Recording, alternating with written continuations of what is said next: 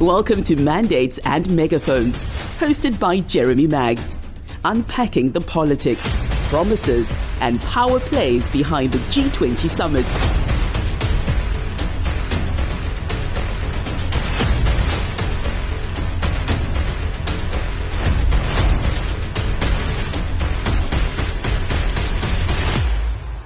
Hello and welcome to Mandates and Megaphones here on Moneyweb in association with Standard Bank. I'm Jeremy Maggs. Now, as the B20 South Africa Summit 2025 approaches, the headlines are filled with big themes: digital transformation, industrial acceleration, and unlocking Africa's potential. But let me suggest that beneath the slogans lie a harder question. How do we translate B20 ambition into South Africa's industrial reality? Well, one of the sharpest voices on this particular issue is Sabina Dalomo, who is Chief Executive Officer of Siemens Sub-Saharan Africa. And she argues that South Africa's competitiveness gap can't be closed with rhetoric. It needs a digital rewiring of our industrial DNA. That's interesting, and that's my starting question. From digital twins to AI-enabled predictive maintenance, she lays out a real playbook for transformation. The big question, of course, is can South Africa move from lofty commitments to measurable impact? Sabina, a very warm welcome to you. And let me start with that then, this digital rewiring that you talk about as far as South Africa's industrial base is concerned. What is it and what is broken in our current industrial DNA? I mean, look, from rewiring the South African system, first of all, when we look at the opportunity to host the B20 and G20, it's a critical moment where we put South Africa in the center of the global economy. And we have a great chance to position the ability of the country, not only South Africa, but even beyond our borders. One of the areas which we obviously see right now is that it's absolutely vital over the period we still have left hosting the G20 to show our competitiveness. And, South Africa has a number of positive aspects which, we believe are not completely exploited. And why do we say that? Because when you think about the challenges we have in South Africa with some of the infrastructure topics and looking at what it takes to remediate it, we have an opportunity as time passed on that we supply some of the solutions through digital means. What means if you think about like the whole topic of non-technical losses in the electricity and in the water system, meanwhile, there are good digital skills and digital tools available, which can help you to do that without putting very expensive physical assets in. So we have really a possibility to leapfrog in a more sophisticated service delivery society and to basically also give opportunity for young people. Because one thing the young South Africans they are interested in technology. They are all digital savvy to a large extent. And we see that in the workforce which we are recruiting, that it's completely different with people which are currently in the 20s coming into our workforce, having that ability to really embrace digital solutions. And when I say we need to rewire the South African structure in that context, it means that we also need to make policies which enable us to employ and deploy digital technologies and skills in our workforce. I'm glad, Sabina, you mentioned the word policy, because what do you really think it's going to take to leapfrog, as you suggest? What kind of policy, or is it money, or is it just better execution of that policy? Well, look, I mean, for once, I do believe, and I think the Department of Trade and Industry and Competition is already working on quite a number of initiatives. But we as a country, we need to set, the industries which we feel we need to push going forward, where we have a unique opportunity, where not everyone has crowded in already. And there are a few key industries which are currently keeping the industrialization going in South Africa. And why is that important? Because if you don't have industrialization and you don't have engineering, you are not going to have innovation in the future. So we really need to embrace industrial economies and industrial vertical solutions. And one, for instance, is, looking at critical minerals. If I look at South Africa and compare maybe South Africa with Namibia, then Namibia is really taking the cake because they have policies developed to exploit the minerals which are currently needed for energy transition, for military and defense. Whatever you look at what is, on vogue in the Western world or in the global economy, they are embracing these kind of opportunities. And in South Africa, we largely lag behind because we put policy over output. And I do believe we need to change our mindset and really look at what does it take to get the economy going. And then we align how do we get the policy going to make the economy grow, because we are in a stagnant scenario. We didn't have growth for more than a decade. And if we don't have growth, we are not tackling the most urgent matter of the country is the huge unemployment rate. You talk about lagging behind. I wonder if it's not worse than that, if we haven't in fact left it too late. If you look at the country's manufacturing net profit, it's collapsed by almost 150%. And that says a lot about structural competitiveness, ambition, and that willingness to increase the momentum.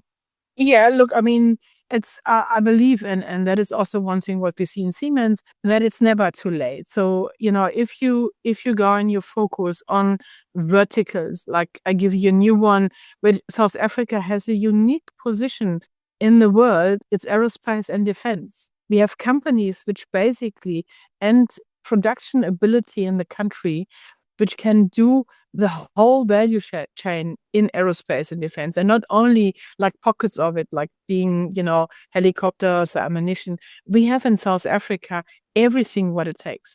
And in the moment, this is one part which everywhere in the world, I mean, whenever you read the newspaper, is one area where there is a huge demand globally because of the crisis. And South Africa has the skills. And they do have as well the setup in the country. And it's just up to us to make sure that we position ourselves and have, as I said, policy in place, which makes it easy to attract skills into the country. Sometimes you do need to have experts. And I must say, I mean, the Department of Home Affairs is supporting quite a bit with critical skills. And there was a lot of development happening in comparison to a few years back. So I do believe we just also as business, we need to start making use of it and then exploiting the opportunity, because it's a great asset South Africa has. So you've set a very important context. Let's talk a little bit now about execution and bridging ambition. And we know the B20 framework sets out some very bold and ambitious goals. What do you see among those as the most critical? Well, look, I mean, for once, we need to measure output and we need to get beyond, just having like programs and plans. We need to get action, because at the end of the day, you need to have targets which you also deliver, and you need to deliver on them in a short moment. It's always easy, to have bold statements. But what we see particular one part where, also the story of what we want to position in the B20, but also in the G20, can be carried over into the next house of the G20. And that would be the US, because if you look at our common areas where we believe the US and South Africa will have an overlap. One is digital skills, and in that case, for instance, an industrial metaverse, the development of digital twins. I will come to that in a moment with another aspect where we have an overlap. The other overlap is training and education. It's also very critical for the US as they take it over. And the other one is critical minerals and mining in that context. And if you think like having digital twins, for instance, and you think about a mining operation, think about a junior miner who is going to, explore and develop certain mining assets. Once you do that, is something you develop for 30, 50, maybe even longer years. And digital solutions have the ability to basically map out what kind of investment you need, what kind of, environmental hazards you will potentially come across during your work. You can, foresee already if you have an open pit or you have an underground operation, depending on what the simulation is. You can see, what potential health hazards are, depending on the composition of the ore and the whole geological setting at that site. And it takes cost out, what means as soon you start working with your asset, you have a higher productivity. And that sets then South Africa again apart, because if you have a higher productivity and you use digital solution and industrial capability with engineering, you are able to improve your productivity. When your productivity is better, you are more price competitive in a global market. And that is what we need to achieve in South Africa, because despite that we have high energy costs, much higher than we had originally, we haven't invested heavily in, most of the high energy users in automation and digital skills. So we just have in many of these applications the absolutely bare minimum of maintenance done in order to keep it running, because many of these plants are quite old. But if we would go and have a kind of an overhaul, invest into more modern technology, given the setting we have in South Africa, we can be competitive. Could I ask you, Sabina, to amplify or expand for me a little on this concept of digital twins? Well, I mean, if you think the digital twin, by creating a virtual replica of, a production line, of a factory, even of an infrastructure system, you have been able then to simulate the weak points within your process, your product you are going to produce, and optimize the operation before you start, because you basically have then as well the opportunity once you are in operation. So your digital twin will always be there. So that's basically the basis on which you start up. It's like a drawing for a plan for a house, for a foundation, and as you move on to, bringing your production, for instance, into real life, and it mustn't be a massive plant. You can do that for small applications as well to get the optimum out of your production. So you are able to then, introduce it into the real life. And as you produce and other settings and KPIs maybe change, you feed that back into your digital twin, and the software will simulate again for you what kind of pitfalls are going to happen if certain KPIs, which you might not in control of, are changing. Like, for instance, weather, like, for instance, heat, water, other implications which potentially come along. And so you can permanently, in a complete unlimited feedback loop, feedback real data into the digital data, and the digital data will optimize your real data. And so the core of it is that it obviously will give you productivity increases in your reproduction life, but it also helps you to anticipate maintenance cycles. It helps you to train your workforce before they go into the workshop. And specifically, if you have complex systems, it gives you the quality assurance that whatever you make or produce will be exactly the same. Then, for instance, if you think about pharmaceutical, then for what you have a license, and your certification and your audit process will be an automatic byproduct of your value chain, because you don't have anybody, on the sideline keeping track and then put it into an Excel spreadsheet or into a report to produce these kind of documents you need to submit to the authorities. And that can really increase the industrial standard. And why is that so important? Because if you don't do it, we lose even more competitiveness. And so that would be tragic for the country. But we have a possibility to really fast track it and creep back at the global markets and be a player in these markets. As exciting as that sounds, how quickly, though, can investments like this begin to deliver measurable ROI?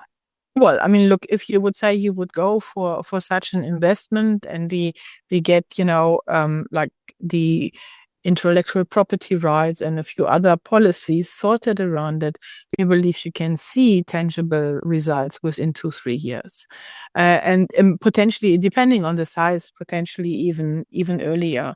And it's important because once you start not to having innovation and engineering in your country, and you focus only on extractive industries, then you will lose the possibility to close the gap to other industrialized nations.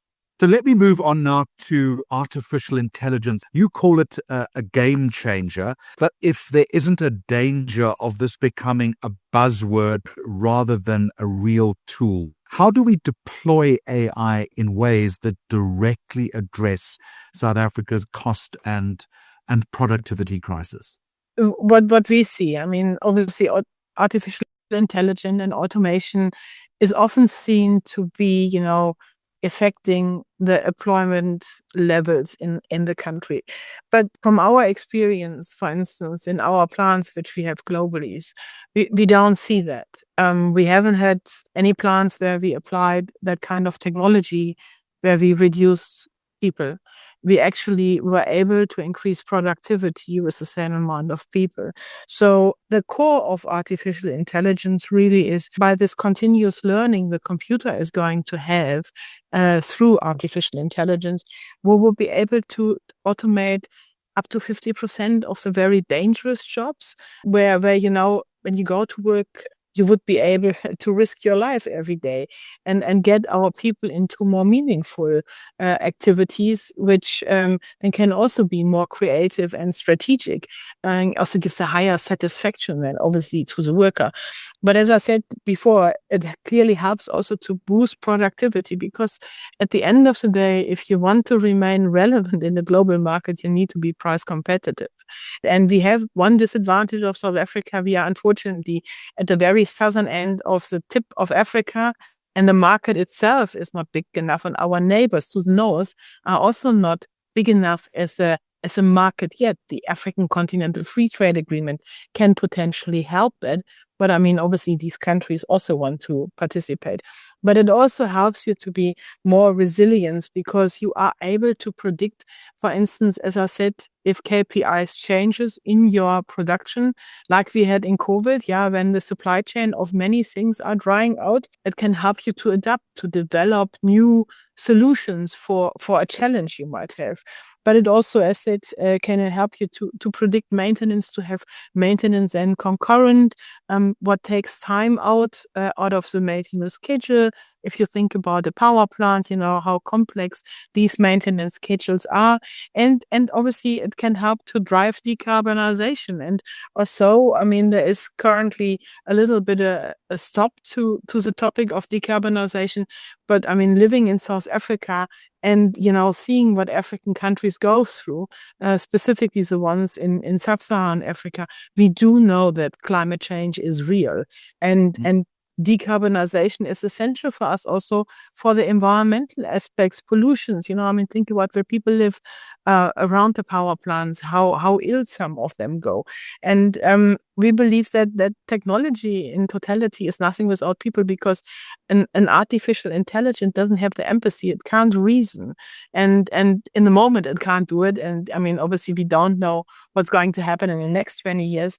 But having these fast adaptations to, decision making, that a human will need to do. And we believe that specifically, with the highly skilled young talents we have in the country, and I can only vouch for the workforce we have in our company, it will be much easier to have skilled talents in the country, which are highly skilled, and then also a demand for the global market, and would be able to maintain the system and the system architecture for the country themselves without, being depending on others. For us to see that, and we do that already, you need to have a strong public-private partnership in developing these skills, because these talents have to come from schools, they need to come from universities, and we need to embrace artificial intelligence at the universities to make it attractive for girls and boys to join the workforce. I'm glad, Sabine, you've mentioned and in fact emphasized the importance of public-private partnerships. All well and good.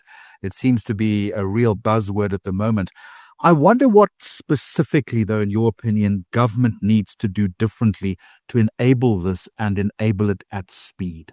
Well, I think for once, as I said in the beginning, government needs to work with business, and we need together put policies in place which are helping to increase productivity in the country through, the growth of GDP, and keep industrial operation in the country alive. And so we need to go away from ideology, which is driving some of our policies, to business-driven policies. And once you have this, you will see that, employment will immediately, once you go and people start investing, will go up. Because the biggest fear for business is always political influence and ideology, because it's something you can't judge as a CEO, as a strategic business decision maker.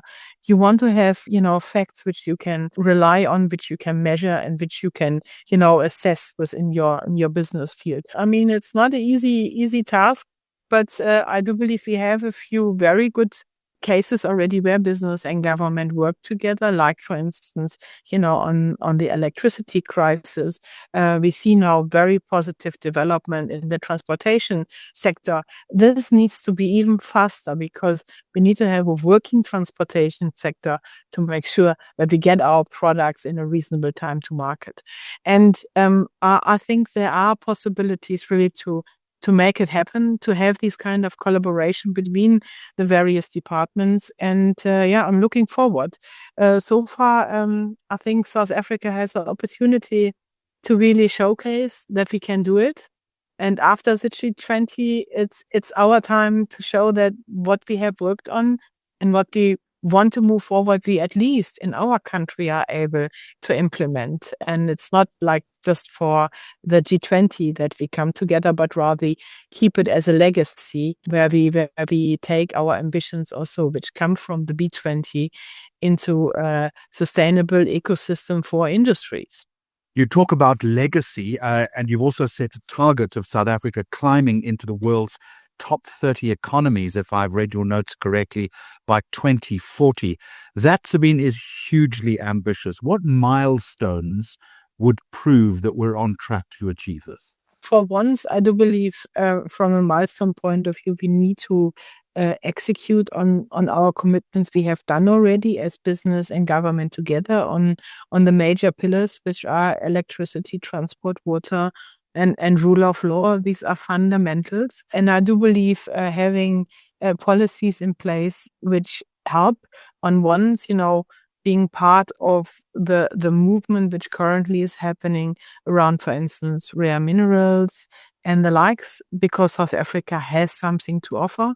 And lastly, having also the opportunity to have digital skills developed, having a closer collaboration with universities, making sure that these people which are interested are coming into the workforce. And I do believe doing that, it will showcase that we are able to transform, and in particular when looking at some of public tenders, using digital technology to overcome some of the shortages, and specifically, the limitation of funds being available, I do believe is a very smart move, and it can help also to provide more service to everyone in the country. Providing, of course, there is parity in the equation, and that industrial digitalization isn't captured by a few large companies at the expense of smaller business. Yeah, true. But what we see is, unlike decades ago where IT systems were highly costly, with the development of digital solutions, digital twins, but also artificial intelligence, as we see in our private life, things become cheaper. So it will also be more affordable for smaller companies, for applications in agricultural, for instance. Yeah. And hence, we believe that, it's not exclusive to the big companies which then can afford it, but rather having as well on a level which you can scale or downscale applications for any operation. So let me end the conversation, Sabina, with maybe just a look into the future. What would be one single bold move that you would make immediately to translate the B20's vision into the kind of industrial reality that you've been sketching for me? One of the very important moves would be embracing digital skills and digital tools for instance, infrastructure applications. And that is so vital because it is affecting every arm of the economy, if you think about electricity and water, for instance, and helping to manage this massive amount of issues we have with non-technical losses, with, cable theft and the likes, because, through these kind of digital tools, you are able to contain it to a much narrower application where it potentially happened, and you can, pounce on infringers immediately. So I believe that's for me one part. And unfortunately, government to a large extent will need to enforce it. But on the other hand, the other part, which I believe will open up specifically these digital solutions, is where we have now private companies coming in and managing aspects of, for instance, the state infrastructure. And on electricity, we have seen that already with the IPPs.